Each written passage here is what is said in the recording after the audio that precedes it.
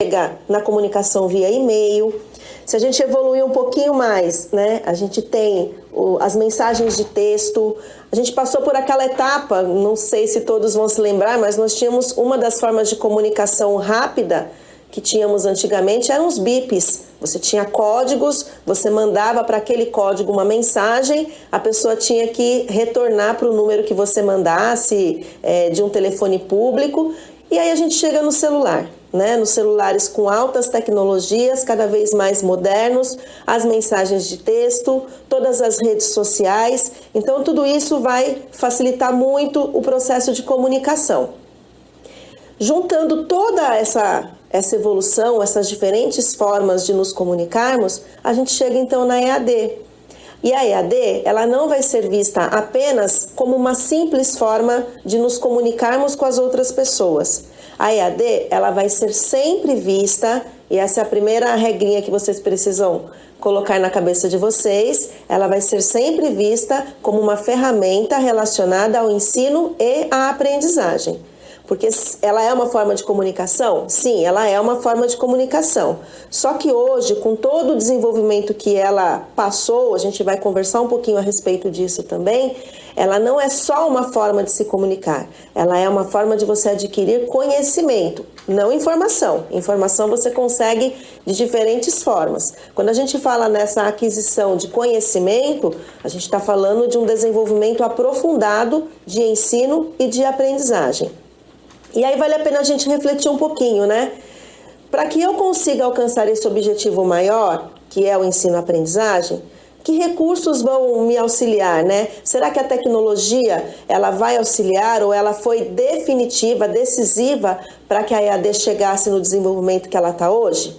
Então, nessa reflexão, a gente tem que chegar à conclusão que a EAD, ela veio e ela realmente transforma os processos educacionais, inclusive os presenciais, não apenas à distância, ela também interfere diretamente nos processos presenciais, e as tecnologias móveis em rede, elas ajudam e ajudam muito todo esse processo.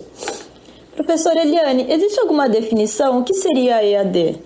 Bom, a sigla por si só, ela já nos remete apenas à educação à distância. Mas qual é a definição que a gente vai usar para essa disciplina? Existem muitas definições, né? Então, a educação à distância, ela é um processo de aprendizagem, ela é um processo planejado, ela não é nada que acontece ao acaso, ela vai sempre acontecer num local diferente, que não precisa de um espaço físico constituído com a presença de alunos, né? Você não precisa ter carteiras, né, cadeiras, o professor presencialmente ali na frente de uma sala de aula, espaço físico. Ela sempre vai acontecer com uma separação entre o professor e o aluno, como nós estamos fazendo nesse momento. Vocês recebem instruções, recebem orientações para poder construir o aprendizado de vocês, mas nós somos mediados por algum recurso tecnológico.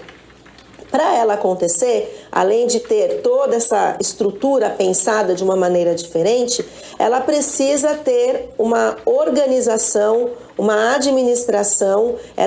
Para ela acontecer, existem muitas pessoas que são envolvidas nesse processo, mas o que a gente precisa deixar claro é que sempre, quando eu penso em educação à distância, eu estou pensando nessa separação física entre o professor e o aluno, ou entre o tutor e o cursista, né, que são alguns outros termos que a gente usa.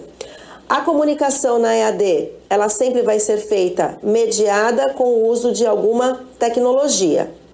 E essas tecnologias, elas são vistas exatamente como facilitadoras desse processo, né? A gente vai conversar um pouquinho mais sobre isso também.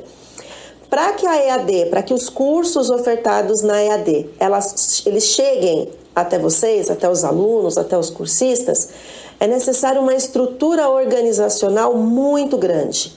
Então, você tem que pensar na produção do material, você tem que pensar em quais são os recursos que serão utilizados para poder facilitar o processo de ensino-aprendizagem. E todo esse processo de implantação, ele também se modernizou. Quando a gente conversar a respeito dos aspectos históricos da EAD no Brasil e no mundo, a gente vai perceber que essa forma que a EAD ela é desenvolvida hoje, ela é muito diferente daquilo que foi pensado quando ela começou. A internet foi um grande avanço? Foi, mas só a internet favorece o desenvolvimento de um curso EAD? Não. Dentro da proposta da EAD, a gente tem nas legislações que norteiam tudo isso, uma frase muito marcante que é a democratização desse ensino. Muitas pessoas não tinham, por exemplo, condições de frequentar uma universidade fisicamente constituída. Existe o custo com a mensalidade, com o deslocamento, às vezes alimentação e tudo mais. Ou pessoas que moravam em algumas áreas que não tinham, por exemplo, o curso que ela gostaria de fazer, ou não tinha uma instituição adequada para aquilo que ela queria fazer. Então, com a educação à distância, todas as pessoas, independente da formação inicial que elas possuem, elas podem se inscrever num curso para poder ir adquirindo habilidades ao longo do processo formativo até chegarem numa graduação, numa pós-graduação. Então, essa facilidade toda que a EAD ela foi instituindo ao longo do tempo, ela permitiu que essa democratização do ensino ela acontecesse. A EAD ela acaba sendo um processo muito cômodo, né, para o desenvolvimento das aulas. Outra questão que é muito importante, né, seguindo essa linha aí da definição da EAD, a educação à distância ela é considerada uma modalidade de ensino.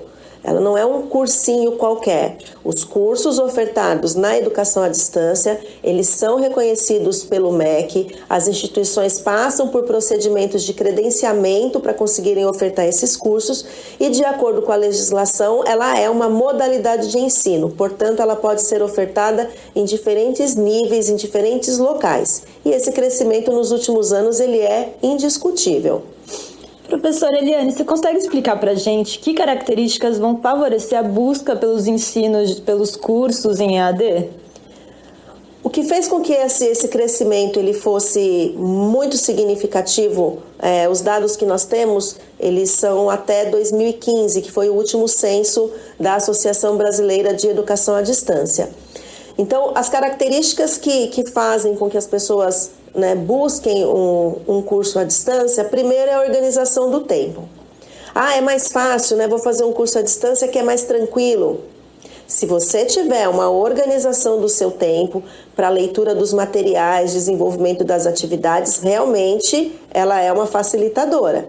Agora, se você se inscreve num curso, né, não faz as leituras do material, não realiza as atividades dentro do prazo, aí ela não vai ser nada facilitada, ela vai dificultar ainda mais a sua vida. Outra questão que favorece essa busca é a flexibilidade de horários. Você estuda a hora que você quiser estudar, né? Então, se você trabalhou o dia inteiro, chegou em casa, você vai destinar aquele intervalinho para você fazer as suas atividades dos cursos. Nem todas as atividades elas têm hora marcada, claro que não. Mas você precisa buscar essa organização para que essa flexibilidade de tempo ela te favoreça. Diferente do presencial, não, às 19 horas eu tenho que estar na faculdade, a aula termina às 22h30, por exemplo. É um horário fixo, é um horário rígido. Se você não estiver bem, se você não conseguiu chegar, você perde. No caso da EAD, não, você consegue intercalar o seu horário de estudo com a sua rotina. E o acesso, né? O acesso a diferentes fontes, a diferentes pesquisas, a diferentes materiais, tudo isso também vai auxiliar bastante. Eliane, e qual que seria o diferencial do EAD? Quando a gente pensa na educação à distância, por todas essas características que nós estamos falando, as pessoas elas se sentem um pouco inseguras, né? Mas um curso de EAD com qualidade, o grande diferencial dele é a mediação pedagógica. Então, você tem uma pessoa por trás das câmeras, por trás da tela do computador, para poder dialogar com você. Então, ela não pode ser considerada um processo frio, sem humanização. Não, ela tem uma mediação pedagógica e é essa mediação pedagógica que vai garantir a efetivação do processo ensino-aprendizagem, que foi a primeira característica que eu disse para vocês ser importante para a gente poder pensar na EAD. Para essa mediação acontecer, é necessário a gente mobilizar outros recursos, né? A gente vai conversar a respeito desses recursos para que vocês possam entender que o simples fato de eu estar neste momento, por exemplo, conversando com vocês ou fazendo uma explanação sobre um determinado assunto,